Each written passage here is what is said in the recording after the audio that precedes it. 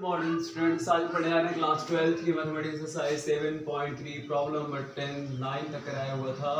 Trigonometric function दिया हुआ है और इसका इंटीग्रल हमें बताना है। तो ट्रिग्नोमेट्रिक फंक्शन के इंटीग्रल को हमने आई से रिप्रेजेंट कर दिया और इसको इवेल्युएट कर लेते हैं। लेकिन इसको इवेल्युएट करने के लिए आगे चलते हैं। तो साइन ऑफ इंटीग्रेशन इसको होल स्क्वायर में लिख लेंगे, साइन स्क्वायर एक्स पूरे का होल स्क्वायर इस तरह से आ गया। और इसके बाद अब साइन स्क्वायर एक्स है। देखिए ट्रिग्नोमेट्रिक आइडेंटिटीज जो यहाँ पर यूज होगी और वह है cos of 2x is equal to 1 minus 2 sine square x. आपने पढ़ा हुआ है ट्रिग्नोमेट्रिक आइडेंटिटी। तो 2 को इधर लाया तो 2 साइन स्क्वायर एक्स और ये 1 माइनस cos ऑफ 2x आया ये।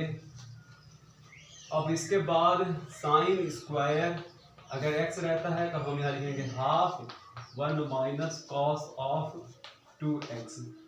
ये हो गया ये इस तरह से ऐसे करके ऐसे।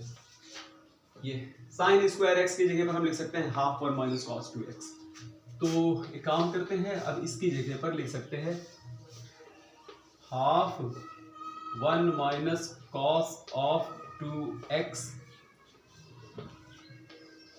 और इस पूरे का देखो होल स्क्वायर है पूरे का, तो पूरे का होल स्क्वायर कर दिया, यहाँ कर दिया dx।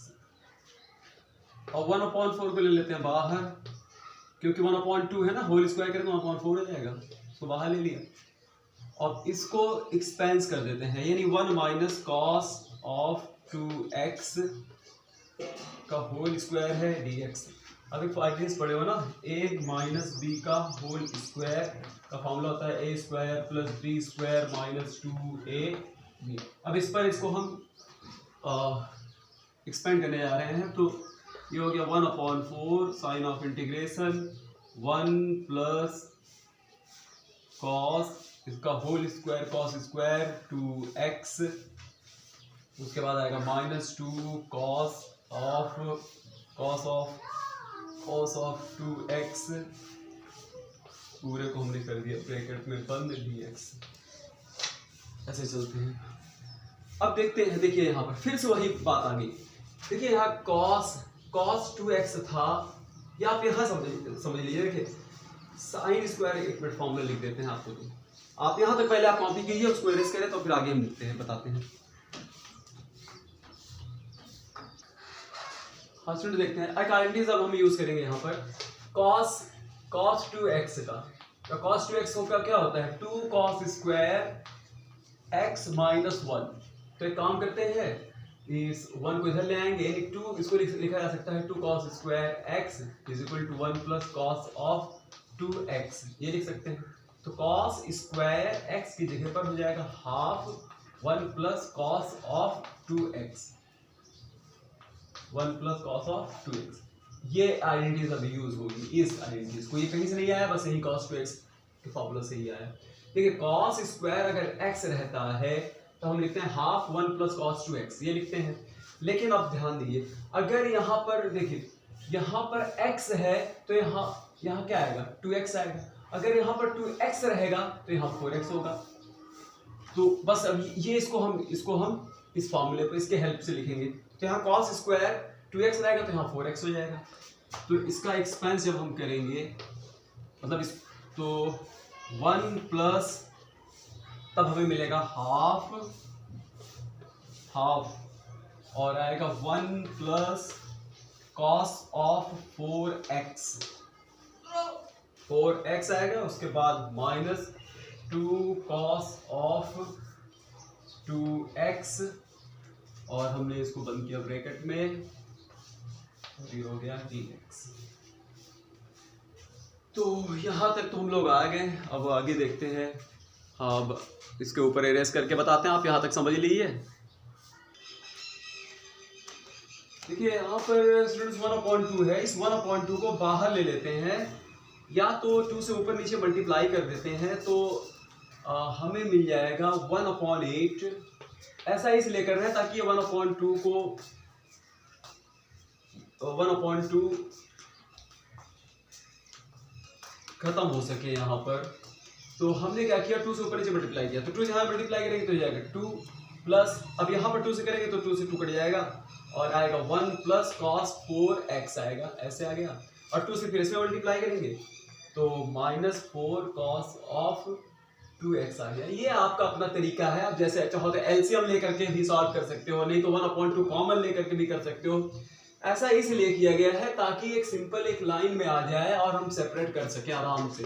तो 1/8 आपका अपना मेथड है, जैसे भी समझ में आया आप वैसे कर सकते हो। 1/2 ले लो कॉमन, या तो पूरे का एलसीएम लेकर के सॉल्व कर लो, आप क्लास 11th में हो इतना आप कर ही सकते हो। और ये हो जाएगा 3 plus cos of 4x minus 4 cos of 2x।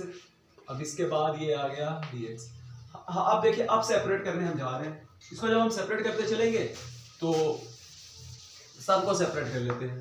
तो 1/8 तो इंटीग्रेशन साइन के बाहर है, तो 1/8 sine of integration 3 dx plus 1/8 sine of integration cos of 4x dx minus, अब देखिए तो -4 है 1/8 के साथ, जब इसको यहाँ -4 को बाहर लेंगे तो -1/2 आएगा।